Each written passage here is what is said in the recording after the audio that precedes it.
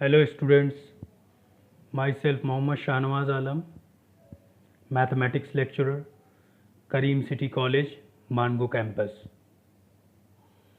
ये हमारा 13th video lecture है और अभी तक हम लोगों ने मैट्रिक्स अलजेब्रा को कंप्लीट किया है और उसी के अलजेब्रा पार्ट के सेकंड पार्ट को हमने शुरू किया है। वो सेकंड पार्ट का ये दूसरा वीडियो लेक्चर है जो कि डिटर्मिनेंट है। लास्ट वीडियो लेक्चर में हम लोगों ने सीखा था कि डिटर्मिनेंट क्या होता है, किसको बोलते हैं और कैसे किसी डिटर्मिनेंट को इवैल्यूएट कर सकते हैं। नाउ आज के इस वीडियो लेक्चर में हम ये देखेंगे कि what are the properties of determinants. ठीक है, property number 1, if each elements in a row और column of a determinant is 0, then the value of the determinant is 0। अगर किसी भी एक रो में या एक कॉलम में कंप्लीट उसका हर एक एंट्री 0 हो जाएगा तो value of that determinant is 0। समझ में आई बात? अगर फिर से पढ़ रहा हूं मैं, इफ ईच एलिमेंट्स हर एक एलिमेंट की बात हो रही है, इन अ रो और column of a determinant is 0, then the value of the determinant is 0। क्योंकि मैंने बताया था लास्ट वीडियो लेक्चर में कि डिटर्मिनेंट को किसी भी रो या किसी भी कॉलम से हम एक्सपैंड कर सकते हैं। तो इसके किसी एक रो या किसी एक कॉलम में अगर ईच एंट्री 0 होगी तो वैल्यू उसका 0 हो जाएगा। ठीक है, तोड़ के देख लेते हैं इसको। देखो, इसको रो 1 से मैंने ब्रेक किया है, इस रो 1 से मैंने ब्रेक किया है। रो 1 को प्रेफरेंस दिया जाता है। ठीक है, ए रो कॉलम इसका डिलीट हो जाएगा, EF 0 0 लास्ट क्लास सिखाया था। बी है तो यहाँ साइन कन्वेंशन होता है, मैंने बताया था साइन रूल, प्लस होगा फिर माइनस होगा फिर प्लस होगा अगर रो 1 से तोड़ रहे हैं तो। अगर रो 2 से तोड़ रहे हैं तो उसी हिसाब से साइन कन्वेंशन को लेंगे, माइनस प्लस फिर माइनस। अगर रो 3 से तोड़ रहे हैं तो प्लस माइनस फिर प्लस।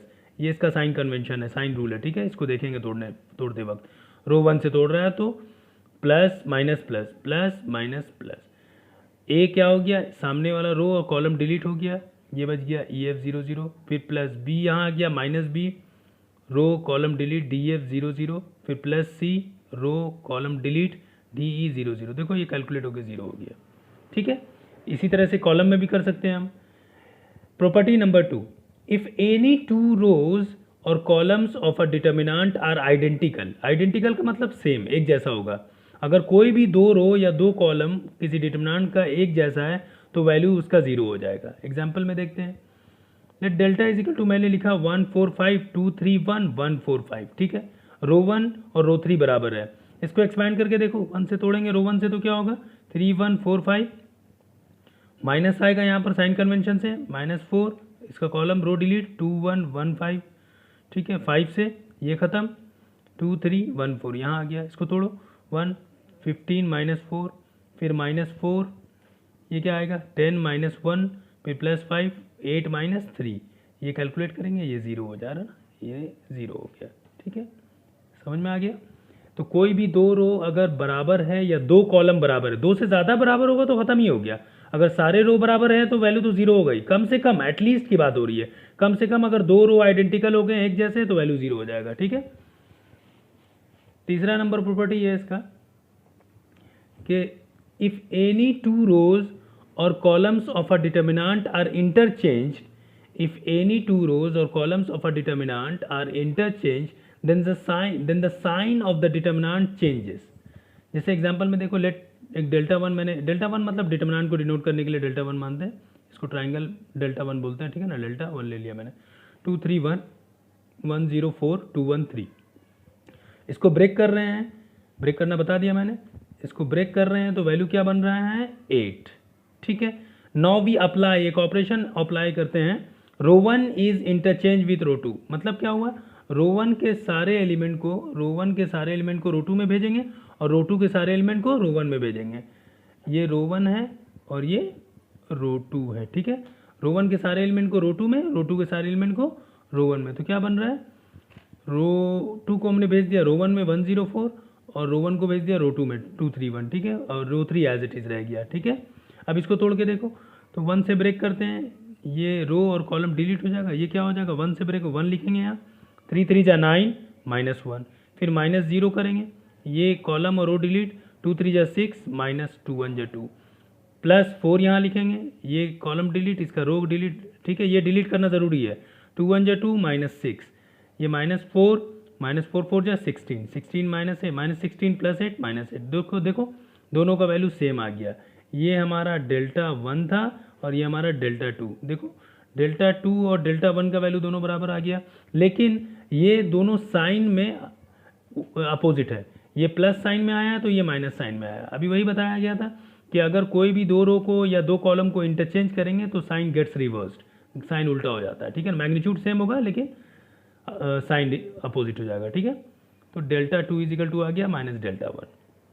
ओके, प्रॉपर्टी नंबर 4 है, बहुत इंपॉर्टेंट प्रॉपर्टीज़ है, ये सबको याद रखना होगा तभी आप प्रॉब्लम सॉल्व कर पाएंगे, ध्यान में रखना होगा, अच्छे से देख लो। If each element of a row और column of a determinant is multiplied by a constant k, कोई नॉन जीरो कांस्टेंट है, then its value gets multiplied by k।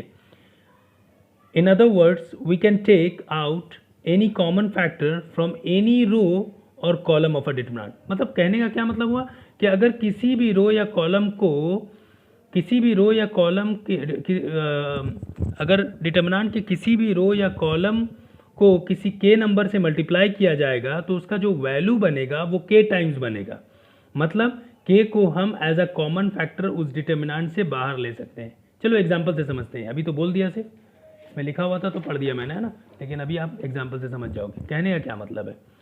मतलब ये है कि मान लो ये डेल्टा 1 कोई डिटर्मिनेंट है 2 3 1 4 2 1 और 6 1 2 है, तो इसको ब्रेक करते हैं, इसको ब्रेक करो, वैल्यू क्या आ जाएगा -8। ब्रेक कर सकते हो आप ऐसे करके, रो 1 से 2 2 जा 4 -1, फिर +3 का -3 हो गया, ये यहाँ से तोड़ेंगे 4 2 8 -6 +1 से, ठीक है, ये आ गया 4 -12, ये वैल्यू आ गया -8।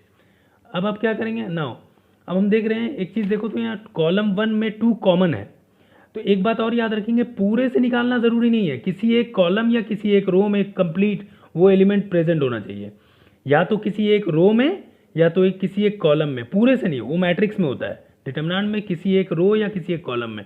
देखो किसी एक कॉलम में क्या है 2 4 6 है, तो 2 कॉमन है, हम 2 बाहर निकाल रहे हैं, now taking 2 common from column 1, तो 2 हमने जैसे ही कॉमन निकाला 2 बाहर रख दिया, वैल्यू को हमने जब कैलकुलेट किया 2 बाहर निकाल दिया, उसमें 2 को एज इट इज़ लेके कैलकुलेट किया था तो -8 आया, 2 को अभी हमने बाहर निकाल दिया डिटर्मिनेंट से, ठीक है, डिटर्मिनेंट में ये 2 प्ले नहीं कर रहा है, ठीक है, तो अब इसको कैलकुलेट किया तो ये -4 आ गया, मल्टीप्लाई होने के बाद ये -8 आ गया। देखो दोनों का वैल्यू क्या है, बोथ आर द सेम, मतलब डेल्टा 1 = डेल्टा 2।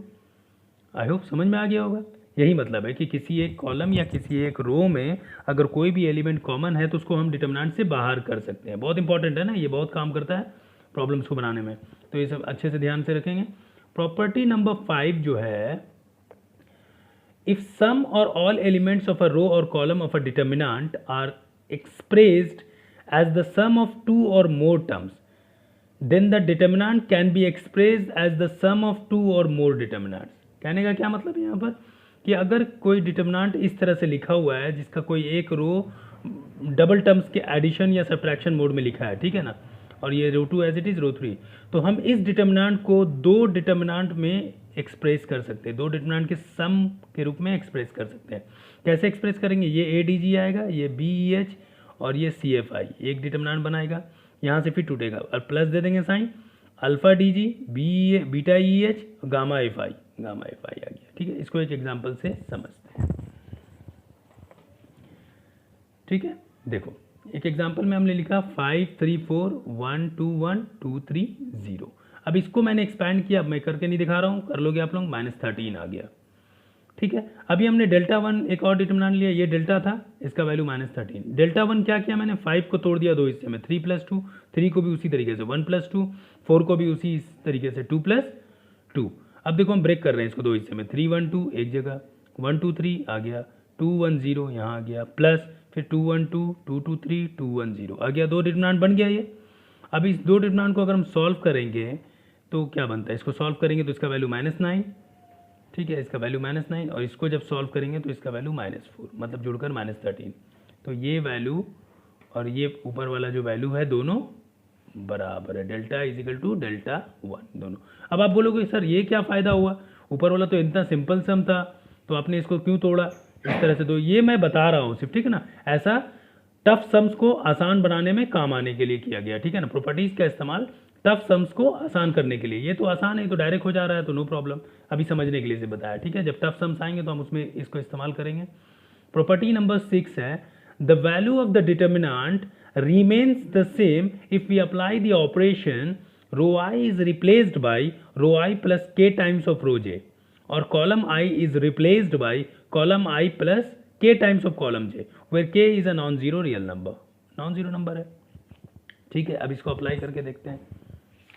इस ऑपरेशन को अगर अप्लाई करते हैं, मतलब मैंने क्या बोला कि पहला मैंने कहा है कि रो आई को अगर रिप्लेस करेंगे ओके, रो आई प्लस के टाइम्स ऑफ रो जे, मतलब कोई भी नंबर को देखते हैं। अगर मैंने एक डिटर्मिनेंट लिया 3 5 2 4, हम क्या करें अभी तोड़ के देख लिया इसको, 12 माइनस 10 कितना आ गया 2, ठीक है। Now we apply row 1 is replace by row 1 plus 2 times of row 2। तो देखो तो row 1 plus 2 times of row 2, मतलब रो 1 क्या है 3 5 और 2 टाइम्स इसको करना है, तो 2 2 जा 4 2 4 जा 8, 4 प्लस 3 क्या हो जाएगा मेरा, रो 1 में लिखाएगा, ऑपरेशन यहाँ पर होगा, लिखाएगा कहाँ पर, रो 1 में। 2 2 जा 4 प्लस 3 7 लिख देंगे, 2 4 जा 8 प्लस 5 13 लिख देंगे। कहाँ लिखेंगे, रो 1 में, लिखने कहाँ बोल रहा है ये, रो 1 में लिखेंगे, ठीक है। अब ये 2 4 रो 2 को कुछ करने नहीं बोला, रो 2 एज इट इज रहेगा 2 4, इसको मल्टीप्लाई करो, 7 4 जा 28 13 2 जा 26, माइनस होकर कितना आ गया 2। अब इसी तरीके से एक और अप्लाई करके देख लेते हैं। Now we apply column 1 is replace by column 1 minus column 2। Column 1 को रिप्लेस करो, इसी एग्जांपल को देख रहे हैं, column 1 is replace by column 1 minus column 2। अच्छा ये दोनों सेम रहेंगे, ठीक है ना, यहाँ जो लिखेंगे वही को यहाँ लिखेंगे, ठीक है, आदत ऐसी रखेंगे। 3 माइनस 5 माइनस 2, 3 माइनस 5 माइनस 2 और 2 माइनस 4 माइनस 2, ठीक है। ये 3 माइनस 5 माइनस 2, 2 माइनस 4 माइनस 2, ये लिखाएगा कॉलम 1 में, ये लिखाएगा कॉलम 1 में। ये चेंज हो गया कॉलम 1, वहाँ से सब्ट्रैक्ट होके, ठीक है। ये 5 4 कॉलम 2 में रहेगा। अब इसको मल्टीप्लाई करो, 4 2 जा माइनस 8 प्लस 10, 10 में से 8 गया माइनस 8 गया तो 2। तो ये देखो सारे वैल्यू आपके बराबर आ गए, डेल्टा के वैल्यू, डेल्टा 1 के वैल्यू और डेल्टा 2 के वैल्यू, तीनों के तीनों बराबर है। आई होप आपको समझ में आ गया होगा ये वीडियो। आप इसको अच्छे से देखो, अच्छे से प्रैक्टिस करो, जब प्रॉपर्टी समझ में आ जाएगी तो आपको प्रॉब्लम्स भी बनाने में आसानी होगी। Okay, thank you.